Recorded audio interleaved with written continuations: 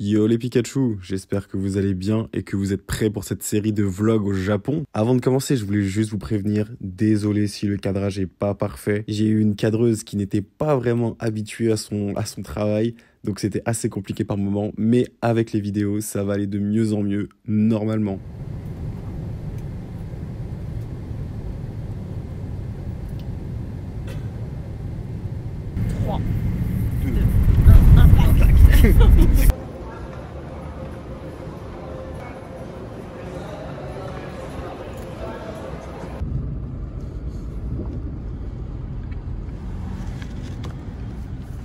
Yo les gars, bon, on a fait nos 11 heures de vol, on a traversé la moitié de la planète, tout ça pour venir où? Au Japon. Alors, franchement, c'est un rêve qui se réalise, je pense que vous vous rendez même pas compte. Mais depuis que je suis petit, je démarre des mangas et tout, je fantasme sur ce pays. Et là, on y est. Et ensemble, on va découvrir tout ça. Je vais vous faire plein de vidéos, vous êtes même pas prêts. On est parti.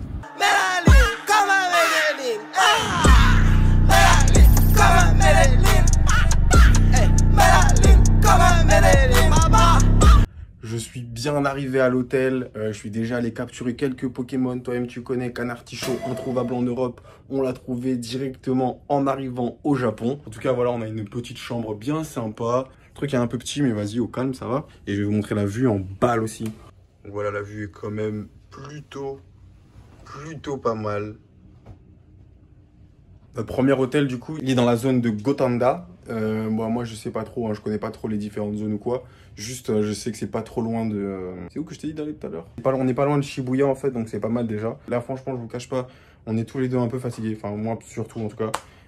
Ça va plutôt dormir, hein. On ira au resto ce soir, mais là ça va casser l'œil fort. Ok les gars, bon on était à l'hôtel, on a dormi un peu, gros décalage horaire.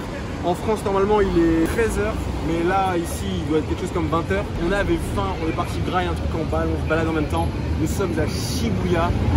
Voilà, ça dit quoi? Baby girl, what you do, where you been? At the back of the hotel, get it.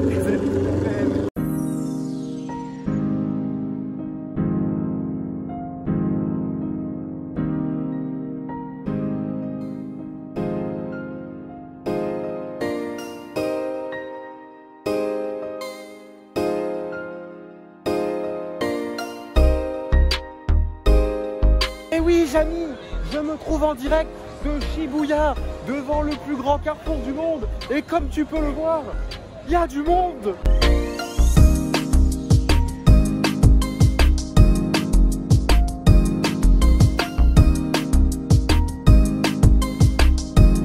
Jour 2, je vous explique ce qui s'est passé. En gros, on a fait une nuit japonaise, donc on s'est couché à genre quelque chose comme minuit et demi et on s'est réveillé à 6h.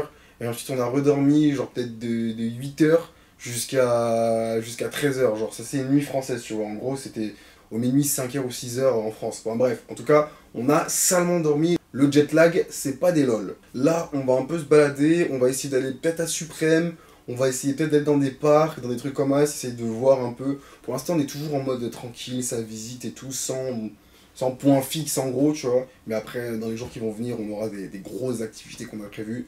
Ne vous inquiétez pas, en tout cas c'est parti pour ce jour 2.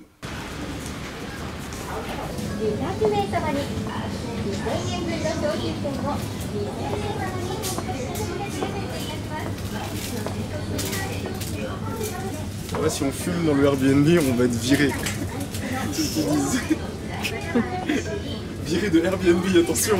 Les Japonais au final ils mangent des trucs un peu chelous quand même. Quand tu prends par exemple... Wesh poto. C'est quoi ça? C'est quoi? C'est des raisins pelés déjà, c'est ça? Chelou les gars. Chelou un peu. Tes mains. Oh, ce rayon est intéressant par contre. Tes mains. On dirait un oignon. C'est du chocolat, on dirait un oignon. Ah, les Kit Kat framboises. Des sneakers français. Le sneaker français, mesdames et messieurs. Et à côté, c'est à quoi les Kit Kat? Ah, c'est strawberry, enfin les trucs... Ça c'est au matcha. Bon, alors en gros, là sur cette terrasse là, j'ai le droit de fumer, mais si je suis là devant là, eh ben t'as pas le droit de fumer. Ils sont fous ces Japonais.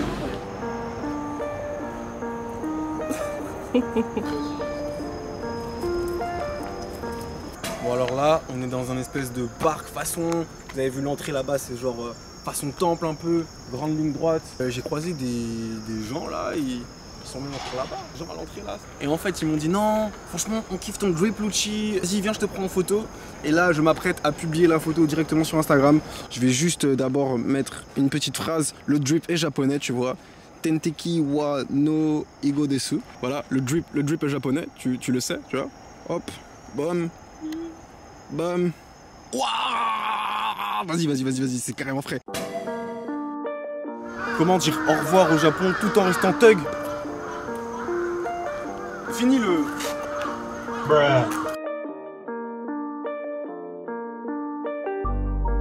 Trop de fumée dans l'air, I can't breathe. J'ai les yeux rouges, je suis comme Renji.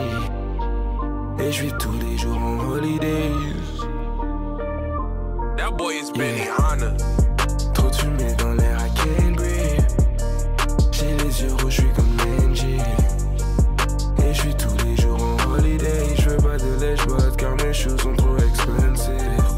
Si l'amour est une drogue, je te jure, j'aurais jamais accro. À chaque fois que tu montras que tu m'aimes, j'aurai les eyes closed. Et je suis tous les jours en holidays.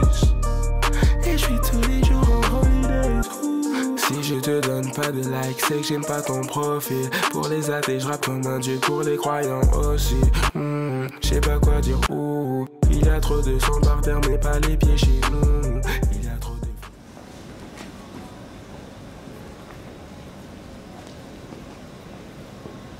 Allô?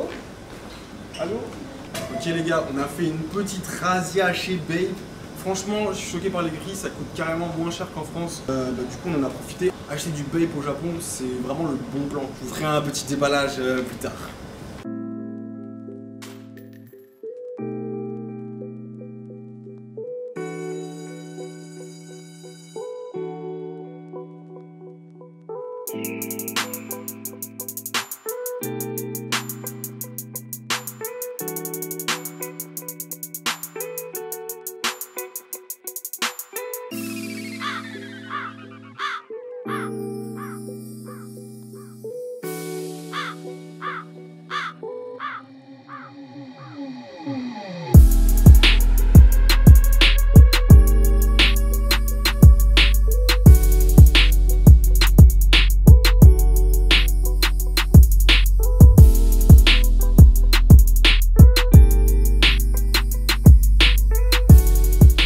Fin de la première journée, enfin de la vraie première journée où on a pu visiter un peu.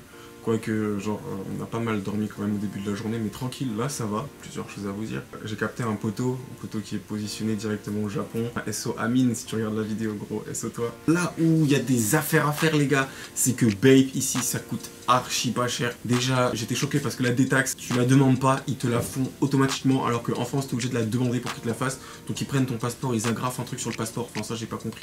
J'avais jamais vu ça avant. Bref, en tout cas ça c'est nice. Et Bape ça coûte archi pas cher les gars. Bape Harajuku, tu fais à peu près divisé par 100. Du coup ça nous fait 328 € pour la Shark et 70 € pour le t-shirt. Même pas le prix d'une Shark en France. Et avec ça j'ai eu une Shark et un t-shirt.